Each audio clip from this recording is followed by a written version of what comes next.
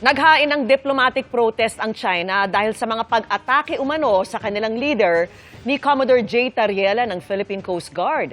Ipinatawag din ng China ang Philippine Ambassador sa Beijing. Git naman ni Tariela, hindi panguudyok ang paglalahad kung sino ang bully at tunay na biktima. Nakatutok si JP Soriano.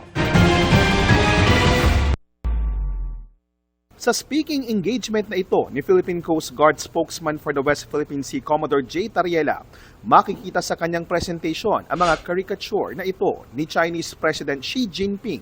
Ang naturang slide may titulo na Why China Remains to be a Bully. Agad itong sinagot ng Chinese Embassy at sinabing sumusobra na raw si Tariela na naglulunsad umano ng malisyosong pag-atake sa leader ng China. Kasunod nito, naghain ng diplomatic protest ang China noong nakaraang linggo. Sinundan ito ngayon ng pagpapatawag ng gobyerno ng China sa Beijing kay Philippine Ambassador Jaime Flor Cruz at nagparating ng protesta. Pinadalhan namin ng mensahe si Ambassador Flor Cruz pero wala pa siyang tugon sa ngayon. Sa diplomatic community, may seryosong implikasyon ang ganitong pagpapatawag. Pero wala pang komento ang Department of Foreign Affairs o DFA na nakakasakop sa ating embahada sa Beijing. Giit naman ni Tariela sa GMA News Online, hindi provocation o pang-uudyo ang anyay transparency efforts para ilahad kung sino ang anyay bully at ang tunay na biktima.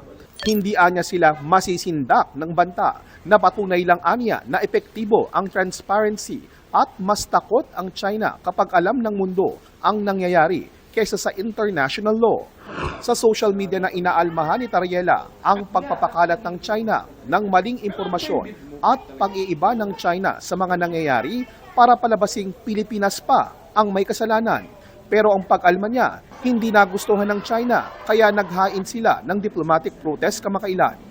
May tila bantari ng China sa ilang individual sa Pilipinas na tumigil na sa umano'y pang-uudyok at panglilito saan nila'y tama at mali kung ayaw silang pagbayarin sa kanilang ginawa. Hindi lang sa Beijing kundi maging dito sa Pilipinas ay itinutulak ng Chinese Embassy ang naratibong may mga pag-atake at fake news na paninira umano sa kanila. Sabay sabing hindi sila magiging pasensyoso o mananahimik.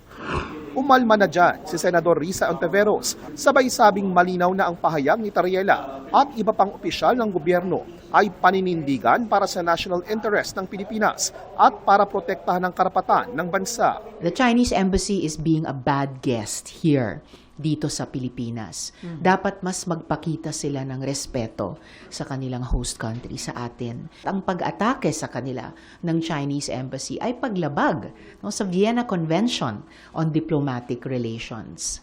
Sumulat na si Ontiveros sa DFA para hilingin na aksyonan ang mga ginagawang ito ng China. Masyado namang pa-victim ang pag-uugali ng Chinese Embassy dito sa Manila. After all, sila po yung umaatake ng lasers at kung ano-ano pa sa ating mga uniform services. Sila ang nagtataboy sa ating mga mangingisda sa fishing grounds ng Pilipinas. Sagot sa kanya ng Chinese Embassy, ang embahada ay nagsisilbing tulay para sa pagsusulong ng pagkakaibigan at kooperasyon sa pagitan ng China at Pilipinas.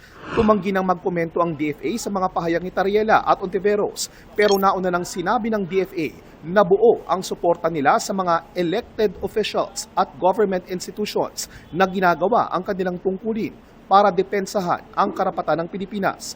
Ang tila mas matapang na pahayag ng Chinese Embassy ay nangyari nang pumasok na ang bagong ambassador ng China sa Pilipinas na pareho lang ang naratibong itinutulak sa isang pagtitipon nitong Martes. If fake news are spread, if China is defamed or if hatred is incited, we will not remain patient and silent. We will push back firmly without any hesitation. Para sa GMA Integrated News, ako po si JP Soriano, nakatutok 24 oras.